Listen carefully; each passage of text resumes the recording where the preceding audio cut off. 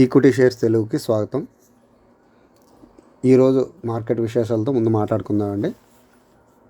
ముందుగా ఏంటంటే ఈ సెన్సెక్స్ కానీ లేకపోతే నిఫ్టీ 50 కానీ పెరగడం అయితే పెరిగాయండి. నిఫ్టీ 50 చూసుకుంటే 30 పాయింట్ల వరకు పెరిగింది. అదేవిధంగా నిన్న కూడా 30 పాయింట్లు పెరిగింది.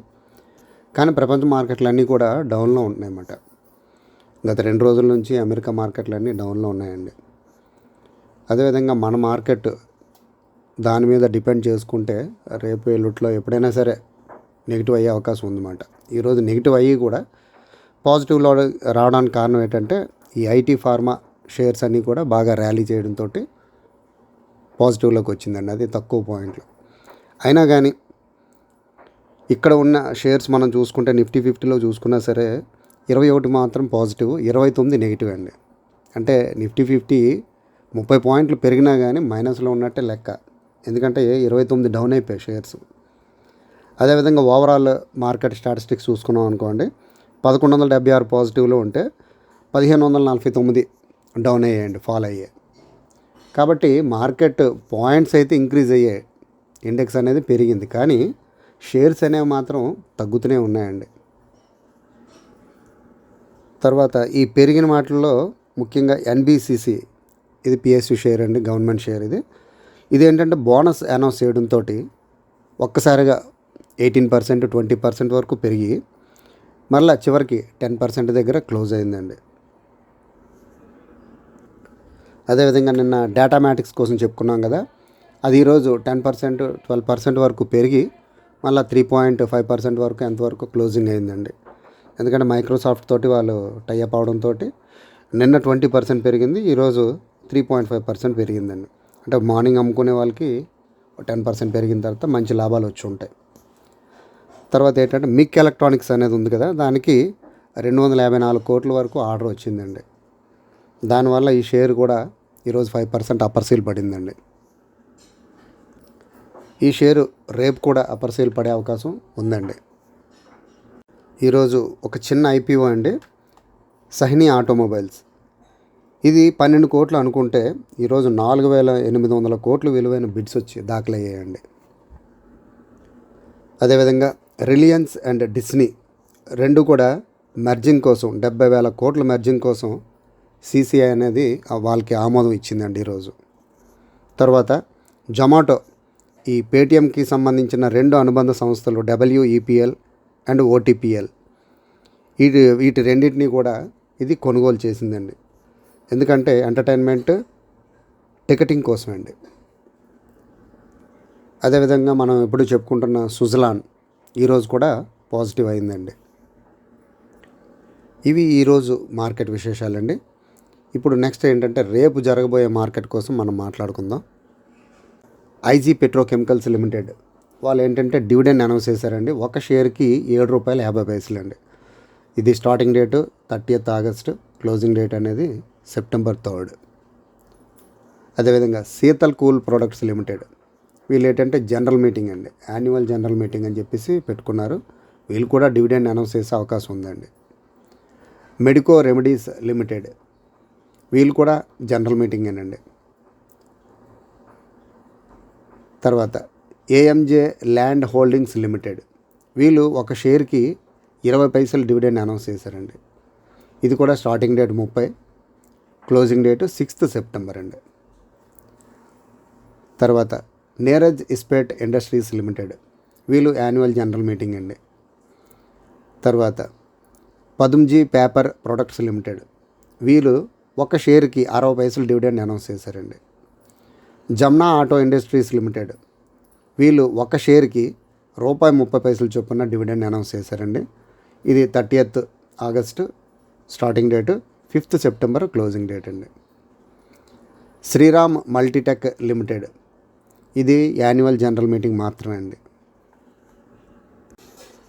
అంటార్కిటికా లిమిటెడ్, వీళ్ళు ఫండ్ రైజింగ్ కోసం అనౌన్స్మెంట్ జరిగిందండి. తర్వాత IREDA, వీళ్ళు కూడా ఫండ్ రైజింగ్ చేసే అవకాశాలు ఉన్నాయండి. Indian renewable energy development agency limited, ఇది ఈ మధ్య మొన్న 10% ఎప్పుడో అప్పర్ సేల్ పడింది, ఈ మధ్య మరలా పెరుగుతూ ఉంది. ఇది పవర్ షేర్ కాబట్టి పెరిగే అవకాశాలు ఉన్నాయండి. ఇది పిఎస్యు షేర్ కూడా, దీన్ని చాలామంది రికమెండ్ చేస్తున్నారు కొనమని. తర్వాత కిరి ఇండస్ట్రీస్ లిమిటెడ్, వీళ్ళు కూడా ఫండ్ రైజింగ్లో ఉన్నారండి. తర్వాత Procter and Gamble hygiene and health care limited, వీళ్ళు డివిడెండ్ అనౌన్స్ చేసే అవకాశం ఉంది. అదేవిధంగా ఫైనాన్షియల్ రిజల్ట్స్ కూడా రేపు అనౌన్స్ చేస్తారండి. కాబట్టి ఇంట్రాడే చేసేవాళ్ళు ఈ పీజీహెచ్హెచ్ మీద కొంచెం కాన్సన్ట్రేట్ చేయండి రేపు. అదేవిధంగా ఐఆర్ఈడిఏ మీద కూడా కాన్సన్ట్రేట్ చేయండి. తర్వాత సమ్మాన్ క్యాపిటల్ లిమిటెడ్, వీళ్ళు కూడా ఫండ్ రైజింగ్ కోసం రేపు అనౌన్స్మెంట్ ఉంటుందండి. తర్వాత స్టీల్ ఎక్స్చేంజ్ ఇండియా లిమిటెడ్, వీళ్ళు కూడా ఫండ్ రైజింగ్ అనేది రేపు అనౌన్స్మెంట్ ఉంటుందండి. తర్వాత ఈ టెంబో గ్లోబల్ ఇండస్ట్రీస్ లిమిటెడ్ డివిడెండ్ అనేది రేపు అనౌన్స్ చేస్తారండి వాళ్ళు. ఇకపోతే మనం బయింగ్ చేసుకునే ఒక షేర్ కోసం మాట్లాడుకుందామండి. 1.1 సొల్యూషన్స్ లిమిటెడ్, ఇది ఈ సంవత్సరంలో 3 రెట్లుగా పెరిగిందండి. 23 రూపాయల దగ్గర ఎంత ఉంది లోవర్, ఇప్పుడు 73 రూపాయలు 48 పైసలు అండి. అంటే రిజల్ట్స్ అనౌన్స్ చేసేటప్పుడు మొన్న ఆగస్టు 14ని ఇది రిజల్ట్స్ అనౌన్స్ చేశారు. అప్పుడు 65 రూపాయలు ఉంది షేర్ వాల్యూ. ఇప్పుడు 12% 13% పెరిగి 73 రూపాయల 48 పైసల దగ్గర ఉందండి. ఈ షేర్ ఎందుకంటే కొనుక్కోమంటున్నాం, ఇది 85 వరకు టార్గెట్ ఉందండి. దీని తాలూకా సేల్స్ కానీ, లాభాలు కానీ, నికర లాభాలు కానీ అన్నీ కూడా ఇయర్ ఆన్ ఇయర్తో కంపేర్ చేసుకున్నా కానీ, క్వార్టర్ ఆన్ క్వార్టర్తో కంపేర్ చేసుకున్నా కానీ చాలా ఎక్కువ ఉన్నాయండి. ఇప్పుడు చూడండి, ఇది 22,37,00,000 ఈ క్వార్టర్లోని ప్రాఫిట్ వచ్చిందండి. లాస్ట్ క్వార్టర్తో కంపేర్ చేసుకుంటే అప్పుడు కేవలం 6,06,00,000 అండి. 6,06,00,000 ఇప్పుడు 22,37,00,000 అండి. ఒకవేళ ఇయర్ ఆన్ ఇయర్తో మీరు కంపేర్ చేసుకున్నారనుకోండి, అప్పుడు 4,30,00,000, ఇప్పుడు 22,37,00,000 అండి. కాబట్టి ఈ షేర్ అనేది 85 రూపాయలు టచ్ అయ్యే అవకాశం చాలా ఉందండి. కాబట్టి ఈ షేర్లో పెట్టుబడి పెట్టుకునే వాళ్ళు షార్ట్ టర్మ్ తక్కువ, నెక్స్ట్ క్వార్టర్కి ఎందుకంటే వీళ్ళు ఇంత లాభాలు ఇచ్చే అవకాశం ఉండదు. కాబట్టి షార్ట్ టర్మ్ పర్పస్లో ఈ షేర్ని మీరు కొనుక్కోవచ్చండి. 1 సొల్యూషన్స్ లిమిటెడ్. ఇంకో విషయం ఏంటంటే, ఈ గార్మెంట్స్ ఎగుమతులకు సంబంధించి భారీ డిమాండ్ అనేది పెరుగుతుందండి. ముఖ్యంగా ఈ బంగ్లాదేశ్లో ఉన్న కొరత వల్ల. ఇది ఏంటంటే మనకి క్రిస్మస్కి కంపల్సరీగా ఫారెన్కి ఎక్స్పోర్ట్ చేయాల్సి ఉంటాయన్నమాట. ఆల్రెడీ సెప్టెంబర్ నుంచి స్టార్ట్ అవుతాయి. సెప్టెంబర్, అక్టోబర్, నవంబర్ కల్లా చాలా వరకు ఎక్స్పోర్ట్స్ అవుతాయి అన్నమాట.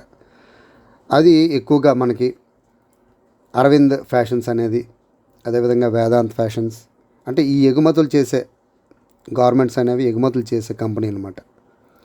Go fashions India, Gokuldas exports, ఇటువంటి కంపెనీలన్నీ కూడా మనం పెట్టుబడి పెట్టుకుంటే షార్ట్ టర్మ్లో మంచి లాభాలు వచ్చే అవకాశం ఉంటుందండి. ఎందుకంటే డిసెంబర్ క్వార్టర్కి వీళ్ళు రిజల్ట్స్ అనౌన్స్ చేసేటప్పుడు చాలా ఎక్కువ లాభాలు అనౌన్స్ చేసే అవకాశాలు ఉంటాయన్నమాట. ఎందుకంటే సేల్స్ పెరిగితే ఆటోమేటిక్గా లాభాలు వస్తాయి కదా. కాబట్టి సేల్స్ అనేది ఈ 4 కంపెనీలకి ఎక్కువ ఛాన్స్ ఉంటుందన్నమాట. కాబట్టి వీటిలో కూడా మీరు కొంచెం కాన్సన్ట్రేట్ చేసుకొని షార్ట్ టర్మ్ అయినా లాంగ్ టర్మ్ అయినా ఒక 6 months 8 months వరకు మీరు టార్గెట్ అనేది పెట్టుకుంటే మంచి లాభాలు అనేవి వస్తాయండి. ఫ్రెండ్స్, ఈ వీడియో కనుక మీకు నచ్చినట్లయితే ఒక చిన్న లైక్ ఇవ్వండి, 10 మందికి షేర్ చేయండి. Thank you. జై హింద్.